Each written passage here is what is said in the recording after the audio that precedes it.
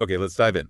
March 8th, 2014. MH370. Yeah, Malaysia Airlines Flight MH370. A Boeing 777 carrying 239 people. Kuala Lumpur heading to Beijing. Yeah.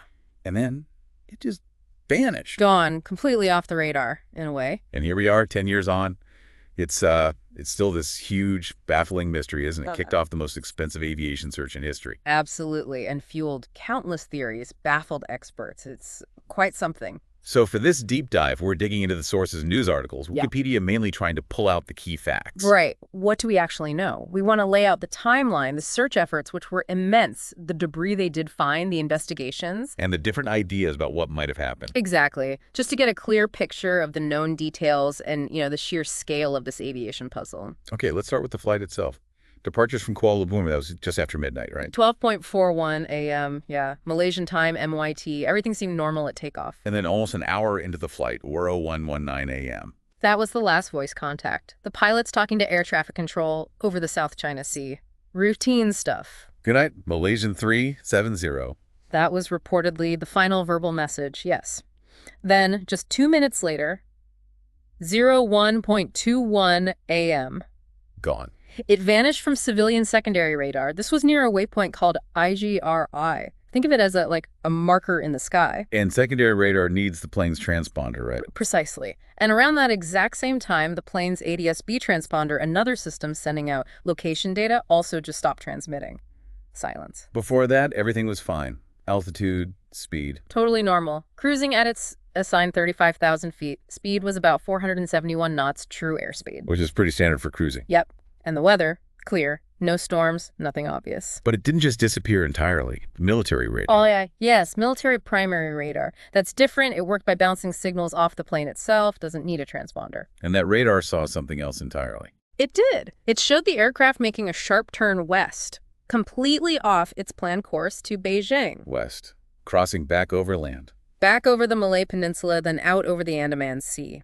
Kept tracking it until 02:22 a.m. Malaysian time. Where was it then? About 200 nautical miles northwest of Penang Island. Still flying, but lower, around 29,500 feet. Wow. Okay, so a deliberate turn, seemingly, but zero communication. That's the crux of it. A major deviation, but no distress call, no mayday, nothing. Very unusual. And then there's the satellite data.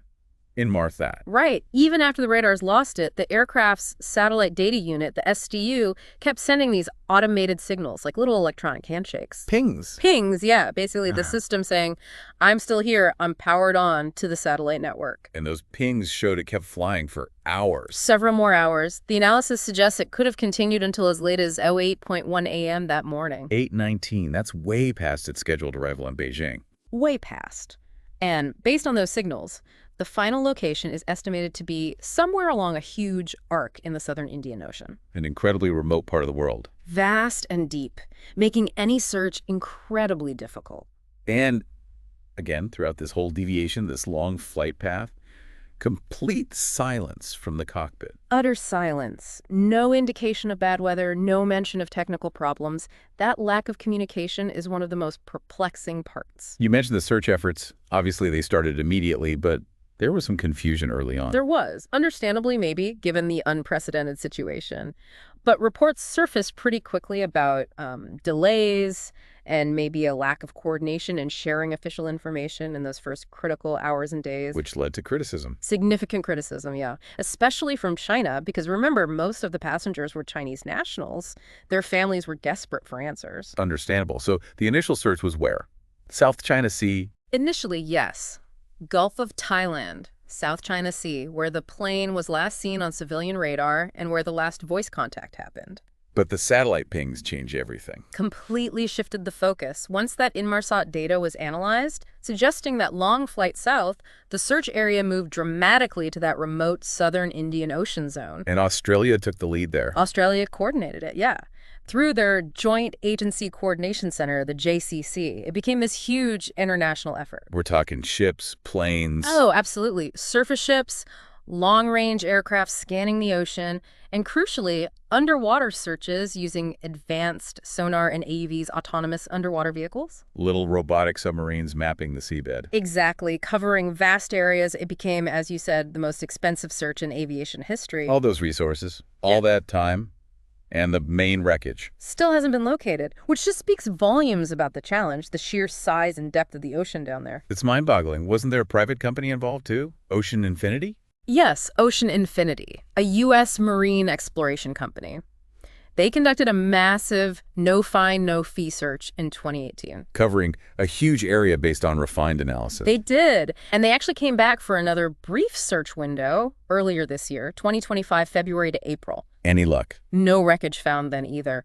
They paused because of the weather, the off-season, but they've said they plan to resume later in the year, so the search isn't necessarily over. Okay, so no main wreckage site found, but pieces have turned up.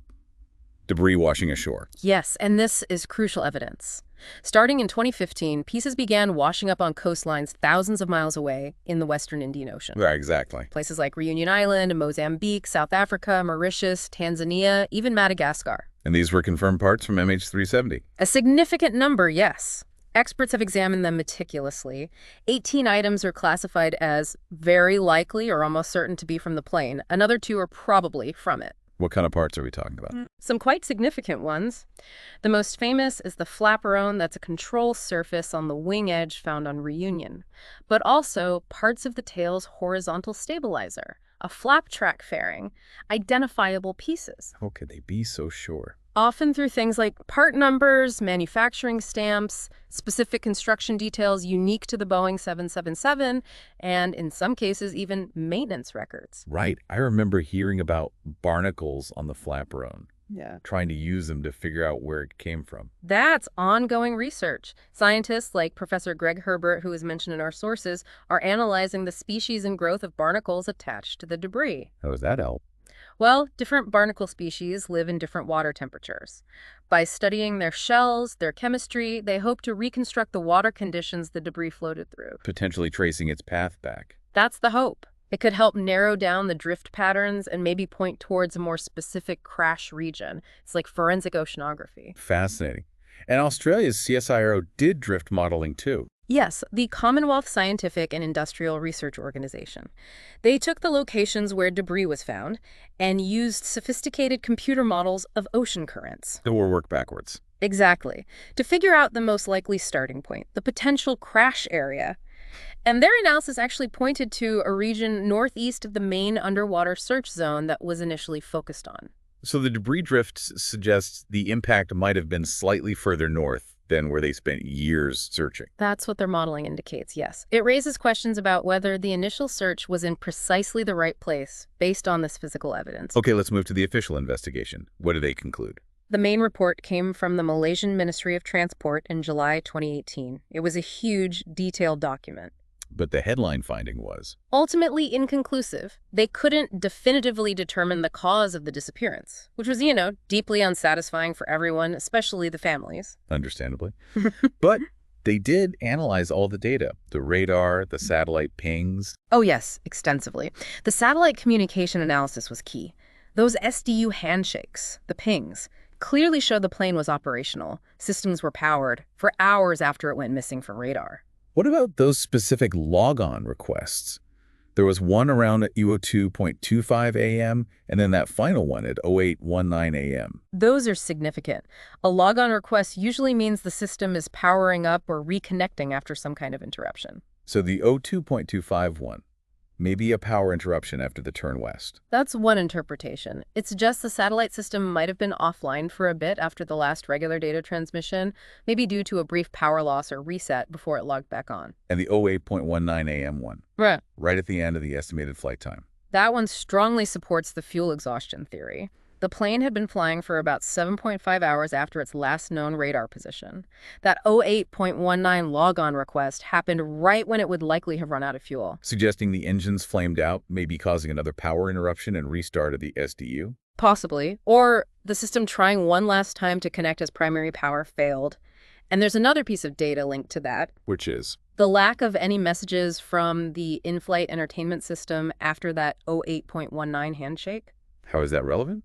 Well, if the main engines failed due to fuel exhaustion, a small emergency generator called the ram air turbine, or RAT, would likely deploy. Using airflow to generate power. Exactly. Enough for essential flight controls and maybe, just maybe, the SDU for those final pings, but it probably wouldn't power non-essential things like passenger entertainment. So the silence in the entertainment system fits the fuel exhaustion scenario. It aligns with that scenario, yes. Limited power, available only for critical systems in the final moments. But that timeline, that location, hasn't there been recent research questioning it? Well, Using underwater sound? Yes. The hydrophone data study from Cardiff University researchers, published in 2024, that's thrown another variable into the mix. What did they find? Or rather, not find. They analyzed recordings from underwater microphones, hydrophones that were active around the estimated time and location of the crash. Listening for the impact sound. Essentially, yes. Big impacts in the ocean create pressure waves, sound waves, but they found only one relatively weak signal within the established time frame and search area that could potentially be related. Only one weak signal for a 777 hitting the water. That's what surprised them. They compared it to signals from other known crashes, which were apparently much stronger and clearer. So what does that imply? Well, the researchers, like Dr. Usama Qadri, suggested it's implausible that a crash of that magnitude wouldn't leave a clearer acoustic signature. Meaning? Meaning maybe the official time frame is slightly off, or the location is different, or both. They even suggested doing controlled explosion tests to better understand the sound an aircraft impact makes underwater. So even the where and when might need another look. Fascinating. Now, going back to the why, there were early suggestions of deliberate action, weren't there? There were.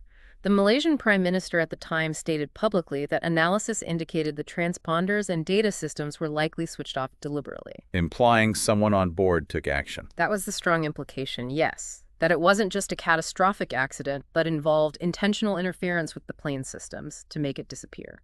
And wasn't there controversy about releasing the military radar data initially? Yes, there was. The Malaysian military initially withheld the raw primary radar data, citing national security.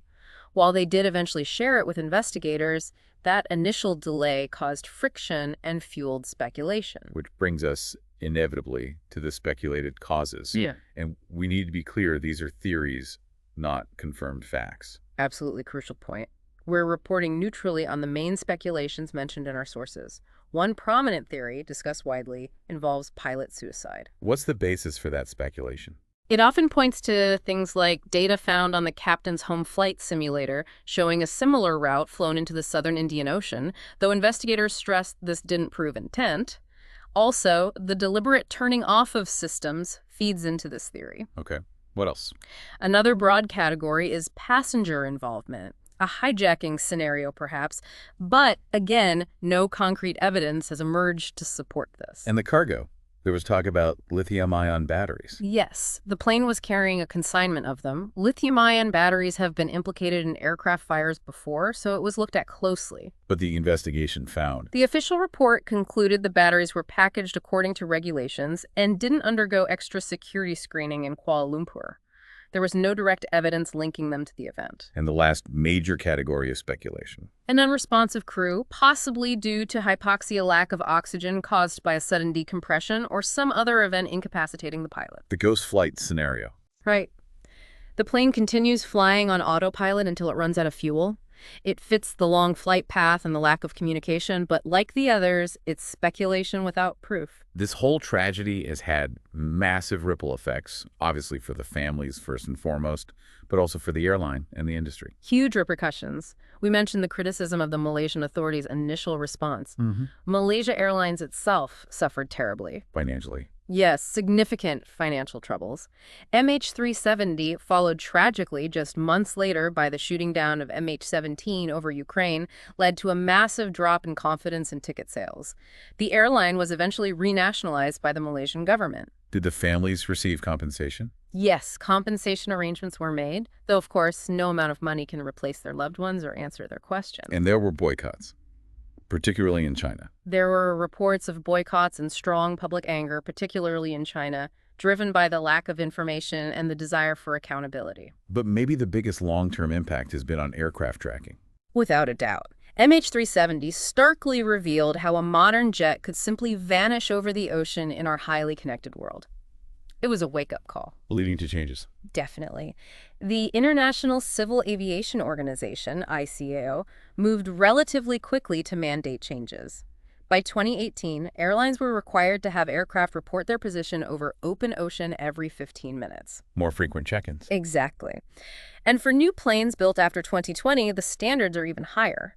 They need autonomous tracking devices that can ping their location every minute if the plane gets into distress. And better black boxes, flight recorders. Yes, longer recording times for cockpit voice recorders, minimum 25 hours now, to capture more potential context. And also, crucially, systems designed to make the recorders easier to find or recover after a crash, especially in water. Like recorders that can eject and float. Things like deployable recorders, or systems that could potentially string crucial data just before impact.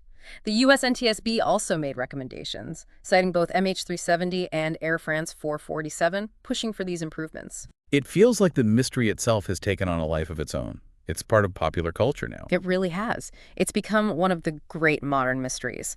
Countless documentaries, books, podcasts, even fictional shows have drawn inspiration from it.